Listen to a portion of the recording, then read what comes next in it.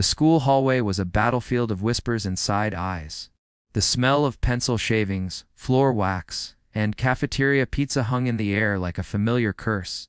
It was just another Tuesday, until she walked in. Her name was Mia Reyes, ponytail, quiet eyes, secondhand backpack, the new girl. No one knew where she came from, but within 48 hours of her arrival, she became the center of a storm that would shake Jefferson High to its core. And it all started when the most feared bullies in school thought they could lift her skirt for a cruel joke in front of the entire cafeteria. What they didn't know was that Maya had been breaking wooden boards with her bare hands since she was 8.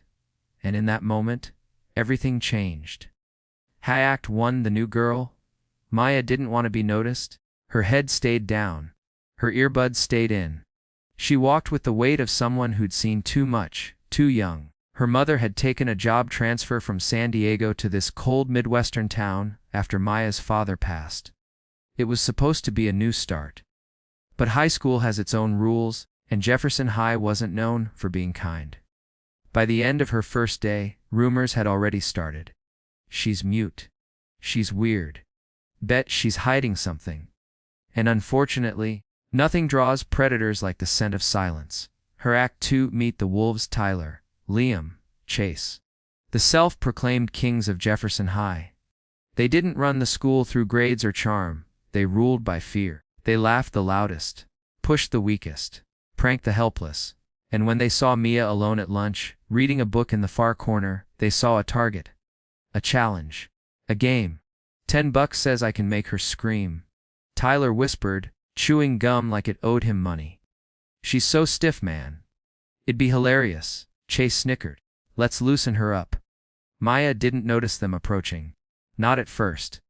But the moment Tyler's shadow fell over her tray, her grip on the chopsticks she was eating with tightened.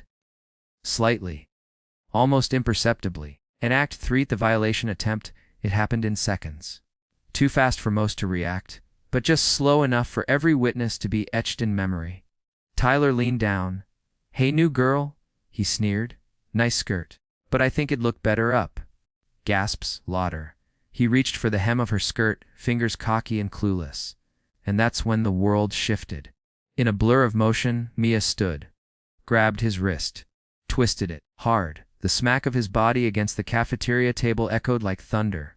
The tray flipped. Food flew. And Tyler, a 6'1" linebacker, was face down on the linoleum, groaning. Everyone froze. Maya's eyes were calm, cold, ancient. Don't ever touch me again, she said, her voice quiet. But it rang louder than any scream. Her Act 4, shockwaves in isolation. Videos of the takedown flooded Snapchat, TikTok, even Facebook. Within hours, Mia was a legend. Some called her a hero. Others called her a freak. But Mia didn't care about the labels. She'd been through worse. At her old school, after her dad's death, she'd been bullied relentlessly. And when she finally stood up for herself in 8th grade, with a roundhouse kick that broke a boy's nose, she was expelled. This time, she vowed to stay invisible. No violence, no attention. But when survival is your only language, silence can be misunderstood. She wasn't suspended this time. The footage clearly showed self-defense. But the bullies, they weren't done. Act 5, retaliation and breaking point. Tyler's pride was bruised more than his spine. The cafeteria takedown became the biggest humiliation of his life. His friends mocked him. Girls whispered. Teachers smirked behind closed doors. So he made a plan. They waited 2 days. After school. Behind the gym. No cameras. No witnesses. Mia was walking home, headphones in, hoodie up, when they grabbed her. She fought like a storm. But 3 against 1 is never fair. They shoved her. Cornered her. Pushed her against the wall. This is what happens. Liam hissed. When freaks show off. Then he moved toward her skirt again. Big mistake. Act 6, the fight back. Something inside Mia snapped. Years of grief, fear, humiliation, loss. In one heartbeat, she unleashed it all. A front kick straight to Liam's stomach sent him flying backward. She ducked a punch from Chase, grabbing his arm and flipping him over her shoulder like a ragdoll. Tyler lunged and raged, but Maya's roundhouse kick met his face mid-charge, knocking him flat with a sickening thud. By the time teachers arrived, all 3 boys were on the ground, groaning, broken, Maya stood tall, breathing heavy, eyes burning, but unshaken. Hayek 7 Aftermath and Truth revealed. This time, there were consequences, but not for Mia.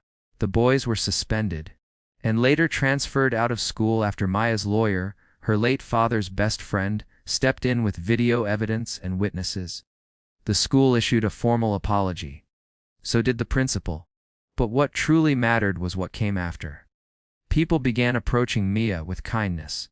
Girls who had been bullied for years found courage in her story. A group of students started a self-defense club, with Maya as their first instructor, and for the first time in years, Maya smiled. Because she realized her strength wasn't something to hide, it was something to share. Hey, final act, full circle. 3 months later, at the end of year assembly, Mia was invited on stage. Not for a trophy, not for a grade, but for a speech. She stood there, microphone in hand, looking out at the same students who once whispered behind her back. "I didn't want to come here," she said. "I didn't want to stand out. I didn't want to fight again. But sometimes, we don't choose the moment. The moment chooses us." She paused. "And when it does, you don't need to be fearless. You just need to remember who you are." The crowd erupted, not just in applause, but in understanding. Her closing message, inspirational ending. Maya never asked to be a hero. She just wanted to survive. But her story became something more. A reminder that silence is not weakness, and strength doesn't always roar. Sometimes, it comes quietly. In the form of a girl with chopsticks, a black belt, and a heart that refused to break. And to anyone watching this who's ever felt powerless, afraid, or ashamed to fight back, remember Mia Reyes. And remember this, you don't need permission to defend your dignity. You only need the courage to stand. Even if you stand alone.